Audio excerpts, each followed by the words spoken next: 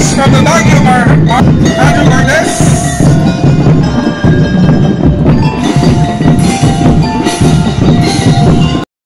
Okay, Mayor Magalong is delivering his opening remarks. Spring Festival 2025 and the Baguio Filipino-Chinese community led by Mr. Peter Nang and Vice Chairpersons Mr. Thomas Ko and Mr. Fernando Cho.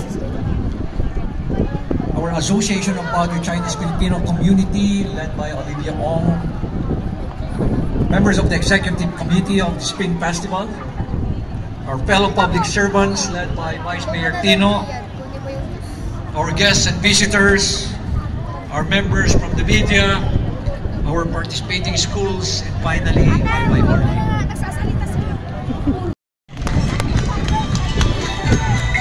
Thank you very much, Honorable Mayor Benjamin Magalong. Mabuhay po kayo at nabagay na bagay niyo po yung red na Chinese costume po niyo, sir.